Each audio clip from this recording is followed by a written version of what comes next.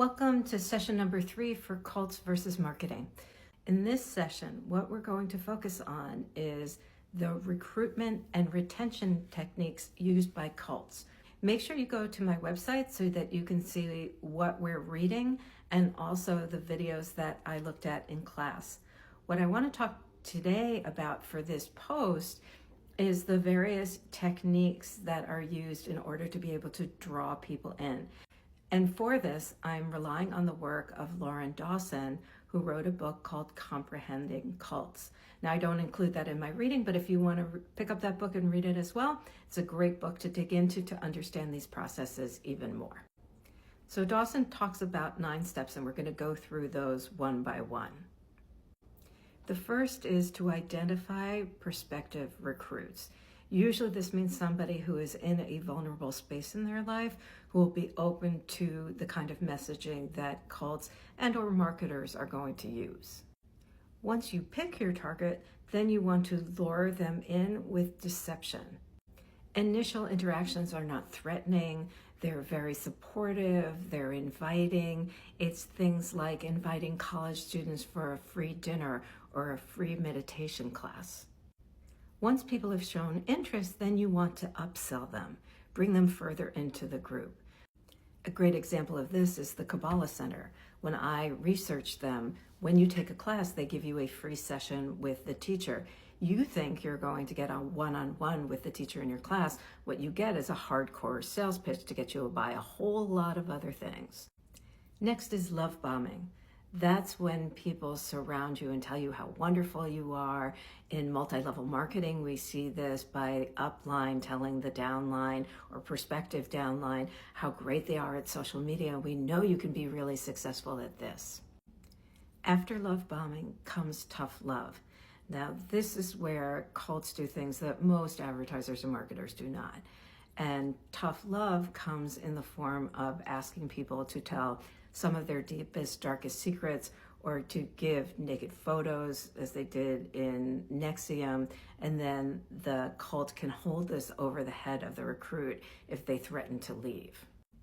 Step 6 is sensory deprivation, hypnosis, and meditation. And again, this isn't typically something done by marketers, but very much done by cults.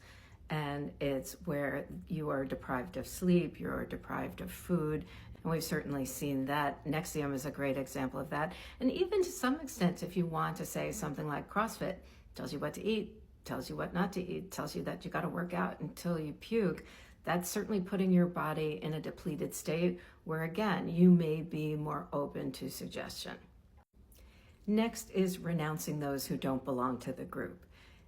In the past, what we would have thought of in terms of cults is to have people put into some kind of compound far away from where other people are.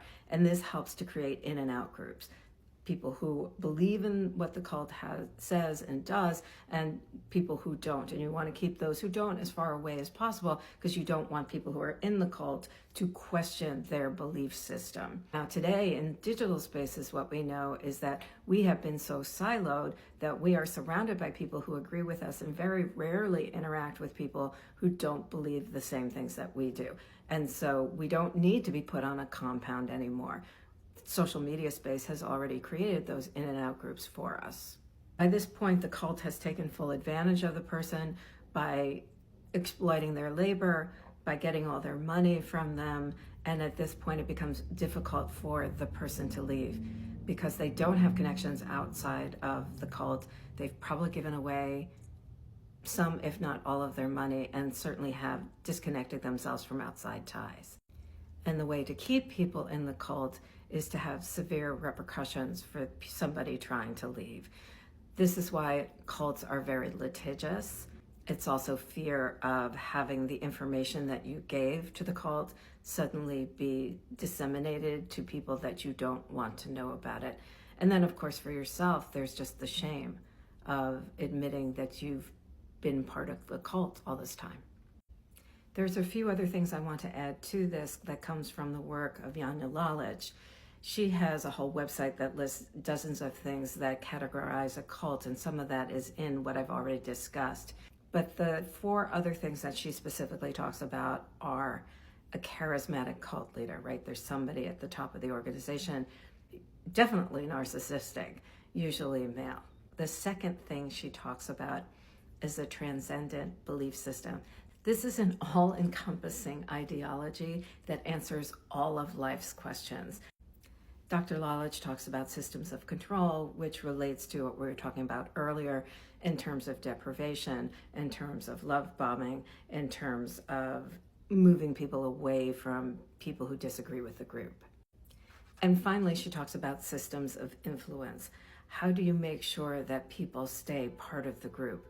And one of the ways to do this is to have other members of the group watch each other and then report back to the leader to make sure that everybody's doing what they're supposed to do.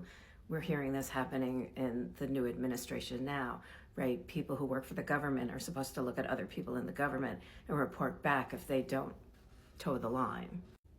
So now that we know all of the things that come into play when it comes to recruiting and retaining cult members, then we watched the video that's Dr. Lalich's video, Why Do People Join a Cult? I also have a couple of videos in the syllabus about Keith Raniere and the NXIVM cult. And the reason why I included that is that after this session, we're going to start to pivot more into marketing, and we will talk about how the kinds of things that marketers do, and then start paralleling between how cults work and how marketers work.